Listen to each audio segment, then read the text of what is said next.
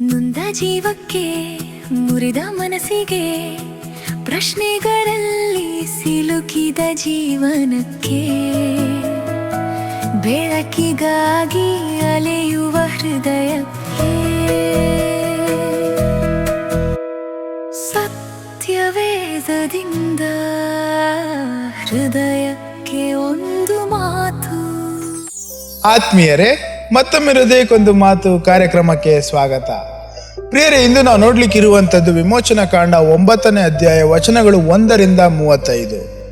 ಇಲ್ಲಿವರೆಗೂ ನಾವು ದೇವರ ಶಕ್ತಿಯ ಅನೇಕ ಪ್ರದರ್ಶನಗಳನ್ನ ನೋಡಿದ್ದೇವೆ. ಕಪ್ಪೆಗಳು ಬಂದವು, ಸೊಳ್ಳೆಗಳು ಬಂದವು, ಈಗೆಗಳು ದೇಶವನ್ನ ತುಂಬಿದವು. ಆದರೆ ಈ ಎಲ್ಲದರ ನಂತರವೂ ಫರೋನ ಹೃದಯ ಬದಲಾಗಲಿಲ್ಲ. ಪ್ರಿಯರೇ, ಇಂದು ವಿಮೋಚನಾ ಕಾಂಡ 9ನೇ ಅಧ್ಯಾಯದಲ್ಲಿ ನಾವು 3 ಹೊಸ ಪ್ಲೇಗ್ಗಳನ್ನ ನೋಡುತ್ತೇವೆ. ಆದರೆ ಅದರ ಜೊತೆಗೆ ದೇವರ ನ್ಯಾಯ ಮತ್ತು ಕರುಣೆ ಹೇಗೆ ಒಟ್ಟಿಗೆ ಕಾರ್ಯನಿರ್ವಹಿಸುತ್ತವೆ ಎಂಬುದನ್ನು ಸಹ ಕಲಿಯುತ್ತೇವೆ. ದೇವರು ಮತ್ತೊಮ್ಮೆ ಮೋಶೆಯನ್ನ ಫರೋನ ಬಳಿಗೆ ಕಳುಹಿಸುತ್ತಾರೆ. ಮತ್ತೆ ಅದೇ ಸಂದೇಶ, ನನ್ನ ಜನರನ್ನ ಬಿಡು, ಅವರು ನನಗೆ ಆರಾಧನೆ ಮಾಡಲಿ ಎಂಬುದಾಗಿ. ಆದರೆ ಫರೋನು ಮತ್ತೆ ನಿರಾಕರಿಸುತ್ತಾನೆ. ಆದ್ದರಿಂದ ಮೊದಲನೆಯದಾಗಿ ಜಾನುವಾರುಗಳ ಮೇಲೆ ಭೀಕರ ರೋಗ ಬರುತ್ತದೆ. ಕುದುರೆಗಳು, ಕತ್ತೆಗಳು, ಒಂಟೆಗಳು, ಎತ್ತುಗಳು ಮತ್ತು ಕುರಿಗಳು ರೋಗಕ್ಕೆ ಒಳಗಾಗುತ್ತವೆ. ಐಗುಪ್ತದ ಪಶುಗಳು ಸಾಯಲಾರಂಭಿಸುತ್ತವೆ. ಆದರೆ ದೇವರು ಒಂದು ವಿಶೇಷ ವ್ಯತ್ಯಾಸವನ್ನ ತೋರಿಸುತ್ತಾರೆ. ಪ್ರಿಯರೇ, ಇಸ್ರಾಯೇಲ್ಯರ ಪಶುಗಳಿಗೆ ಏನೂ ಆಗುವುದಿಲ್ಲ, ಒಂದೂ ಕೂಡ ಸಾಯುವುದಿಲ್ಲ. ಇದರ ಮೂಲಕ ದೇವರು ಒಂದು ಸತ್ಯವನ್ನ ಪ್ರಕಟಿಸುತ್ತಾ ಇದ್ದಾರೆ. ದೇವರು ತನ್ನ ಜನರನ್ನ ಗುರುತಿಸುತ್ತಾರೆ. ದೇವರ ಕಾಳಜಿ ಸಾಮಾನ್ಯವಲ್ಲ ಪ್ರಿಯರೇ, ಅದು ವೈಯಕ್ತಿಕವಾಗಿರುವಂತದ್ದು ಎಂಬುದಾಗಿ ತೋರಿಸುತ್ತಾ ಇದ್ದಾರೆ. ದೇವರು ತನ್ನವರನ್ನ ತಿಳಿದಿದ್ದಾರೆ. ಫರೋನು ಇದನ್ನ ಪರಿಶೀಲಿಸುತ್ತಾನೆ. ಇಸ್ರಾಯೇಲ್ಯರ ಪಶುಗಳು ಬದುಕಿವೆ ಎಂಬುದು ಅವನಿಗೆ ಗೊತ್ತಾಗುತ್ತದೆ. ಆದರೂ ಅವನ ಹೃದಯ ಬದಲಾಗುವುದಿಲ್ಲ. ಪ್ರಿಯರೇ, ಇಲ್ಲಿ ನಾವು ಒಂದು ಮುಖ್ಯವಾಗಿರುವಂತಹ ಪಾಠವನ್ನ ಕಲಿಯುತ್ತೇವೆ. ಸಾಕ್ಷಿಗಳ ಕೊರತೆಯೇ ಯಾವಾಗಲೂ ಸಮಸ್ಯೆ ಅಲ್ಲ. ಅನೇಕ ಬಾರಿ ಸಮಸ್ಯೆ ನಮ್ಮ ಹೃದಯದ ಹಠವಾಗಿರಬಹುದು. ದೇವರು ಮಾತನಾಡುತ್ತಿದ್ದರೂ ಮನುಷ್ಯನು ಕೇಳಿಸಿಕೊಳ್ಳಲು ಇಷ್ಟಪಡದಿರುವುದು ಕೂಡ ಸಮಸ್ಯೆಯೇ. ಮೋಶೆ ಮತ್ತು ಆರೋನ್ ಬೂದಿಯನ್ನ ತೆಗೆದು ಗಾಳಿಗೆ ಎರಚುತ್ತಾರೆ. ಆ ಬೂದಿ ದೇಶಾದ್ಯಂತ ಹರಡಿ ಜನರಿಗೂ ಪ್ರಾಣಿಗಳಿಗೂ ನೋವಿನ ಹುಣ್ಣುಗಳನ್ನ ಉಂಟು ಮಾಡುತ್ತದೆ. ಈ ಬಾರಿ ತೀರ್ಪು ಪರಿಸರದ ಮೇಲೆ ಮಾತ್ರವಲ್ಲ ಪ್ರಿಯರೇ, ಮನುಷ್ಯರ ದೇಹದ ಮೇಲೂ ಬರುತ್ತದೆ. ಮಂತ್ರವಾದಿಗಳಿಗೂ ಈ ನೋವು ಉಂಟಾಗುತ್ತದೆ. ಅವರು ಮೋಶೆಯ ಮುಂದೆ ನಿಲ್ಲಲಾರರು. ಇದುವರೆಗೆ ತಮ್ಮ ಶಕ್ತಿಯನ್ನು ತೋರಿಸಲು ಪ್ರಯತ್ನಿಸುತ್ತಿದ್ದವರು ಈಗ ಅಸಹಾಯಕರಾಗಿ ನಿಂತಿದ್ದಾರೆ.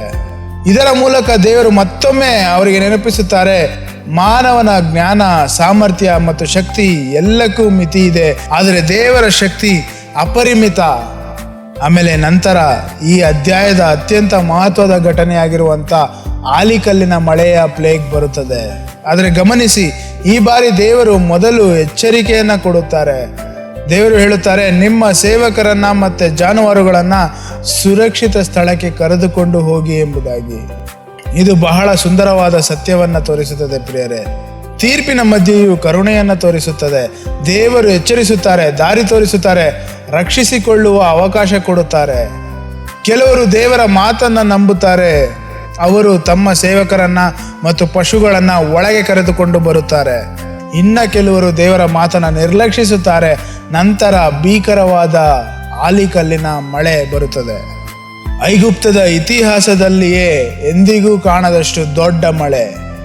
ಬೆಳೆಗಳು ನಾಶವಾಗುತ್ತವೆ, ಮರಗಳು ಮುರಿಯುತ್ತವೆ, ಹೊರಗಿದ್ದ ಜನರು ಮತ್ತು ಪ್ರಾಣಿಗಳು ಹಾನಿಗೊಳಗಾಗುತ್ತಾರೆ.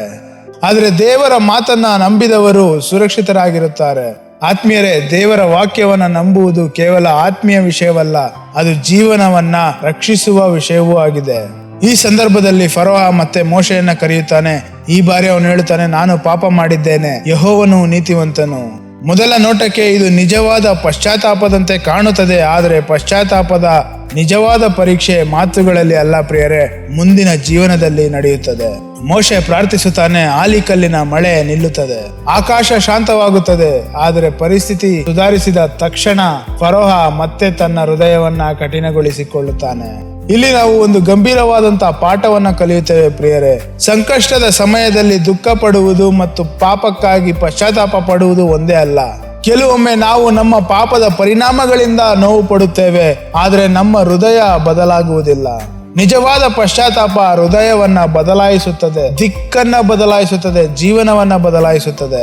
ಈ ಅಧ್ಯಾಯದಲ್ಲಿ ದೇವರು ಇನ್ನೊಂದು ಪ್ರಮುಖ ಸತ್ಯವನ್ನ ಹೇಳುತ್ತಾರೆ. ನನ್ನ ಶಕ್ತಿಯನ್ನ ತೋರಿಸಲು ಮತ್ತು ನನ್ನ ಹೆಸರನ್ನ ಭೂಮಿಯಾದ್ಯಂತ ಪ್ರಕಟಿಸಲು ನಿನ್ನನ್ನ ಉಳಿಸಿದ್ದೇನೆ ಎಂಬುದಾಗಿ ದೇವರು ಹೇಳುತ್ತಾರೆ. ಪ್ರಿಯರೇ, ದೇವರ ಉದ್ದೇಶ ಕೇವಲ ಫರೋಹನಿಗೆ ಶಿಕ್ಷಿಸುವುದಲ್ಲ, ತನ್ನ ಮಹಿಮೆಯನ್ನ ಪ್ರಕಟಿಸುವುದು, ಜನರು ದೇವರನ್ನ ತಿಳಿಯುವುದು, ದೇವರೇ ಸರ್ವಾಧಿಕಾರಿ ಎಂಬುದನ್ನ ಅರಿಯುವುದು. ಹಾಗಾದ್ರೆ ಇಂದಿನ ಜೀವನದಲ್ಲಿಯೂ ಇದೇ ಸತ್ಯ ಪ್ರಿಯರೇ. ಕೆಲವೊಮ್ಮೆ ದೇವರು ನಮಗೆ ಎಚ್ಚರಿಕೆ ನೀಡುತ್ತಾರೆ, ತನ್ನ ವಾಕ್ಯದ ಮೂಲಕ, ಪರಿಸ್ಥಿತಿಗಳ ಮೂಲಕ, ಪವಿತ್ರಾತ್ಮನ ಧ್ವನಿಯ ಮೂಲಕ. ಪ್ರಶ್ನೆ ಎಚ್ಚರಿಕೆ ಬಂದಿದೆಯಾ ಎಂಬುದಲ್ಲ, ನಾವು ಅದಕ್ಕೆ ಹೇಗೆ ಪ್ರತಿಕ್ರಿಯಿಸುತ್ತಾ ಇದ್ದೇವೆ ಎಂಬುದು. ಹಾಗಾದ್ರೆ ಇಂದಿನ ವಾಗ್ದಾನ, ದೇವರು ಎಚ್ಚರಿಸುವ ಮೊದಲು ಅವಕಾಶವನ್ನ ಕೊಡುತ್ತಾರೆ. ದೇವರು ಕರುಣಾಮಯನು, ಕೇಳುವವರಿಗೆ ದಾರಿ ತೆರೆದಿದೆ. ಹಾಗಾದ್ರೆ ಇಂದಿನ ಆಜ್ಞೆ, ದೇವರ ಎಚ್ಚರಿಕೆಯನ್ನು ಗಂಭೀರವಾಗಿ ತೆಗೆದುಕೊಳ್ಳಬೇಕು. ತಾತ್ಕಾಲಿಕ ಭಾವನೆಗಳಿಂದ ಮಾತ್ರ ಪ್ರತಿಕ್ರಿಯಿಸದೆ ನಿಜವಾದ ಪಶ್ಚಾತ್ತಾಪದಲ್ಲಿ ನಡೆಯಬೇಕು. ನಮ್ಮ ಹೃದಯವನ್ನ ದೇವರಿಗೆ ಒಪ್ಪಿಸಿಕೊಡಬೇಕು ಪ್ರಿಯರೇ. ಹಾಗಾದ್ರೆ ಇಂದು ಇದನ್ನು ನೆನಪಿಟ್ಟುಕೊಳ್ಳೋಣ. ಫರೋಹನು ಹೇಳಿದನು, ನಾನು ಪಾಪ ಮಾಡಿದ್ದೇನೆ ಎಂಬುದಾಗಿ, ಆದರೆ ಅವನ ಹೃದಯ ಬದಲಾಗಿರಲಿಲ್ಲ. ಇಂದು ನಮ್ಮ ಜೀವನಕ್ಕೂ ಅದೇ ಪ್ರಶ್ನೆ ಬರುತ್ತದೆ. ನಮ್ಮ ಮಾತುಗಳು ಮಾತ್ರ ಬದಲಾಗಿದೆಯಾ ಅಥವಾ ನಮ್ಮ ಹೃದಯವೂ ಬದಲಾಗಿದೆಯಾ? ದೇವರು ಮಾತನಾಡುವಾಗ ಕೇಳೋಣ, ದೇವರು ಎಚ್ಚರಿಸುವಾಗ ಪ್ರತಿಕ್ರಿಯಿಸೋಣ ಮತ್ತು ದೇವರ ಕಡೆ ಸಂಪೂರ್ಣ ಹೃದಯದಿಂದ ತಿರುಗೋಣ. ಮತ್ತೆ ಮುಂದಿನ ಸಂಚಿಕೆಯಲ್ಲಿ ಭೇಟಿಯಾಗೋಣ. ಅಲ್ಲಿವರೆಗೂ ನಿಜವಾದ ಪಶ್ಚಾತ್ತಾಪದಿಂದ ಬದಲಾಗಿರುವಂತ ಹೃದಯ ನಮ್ಮದಾಗಿರಲಿ. ಆಮೇನ್. ದುಂದ ಜೀವಕ್ಕೆ, ಮುರಿದ ಮನಸ್ಸಿಗೆ, ಬೆಳಕನ್ನು ಹುಡುಕುವ ಹೃದಯಕ್ಕೆ, ಸತ್ಯವೇದದಿಂದ ಹೃದಯಕ್ಕೆ ಒಂದು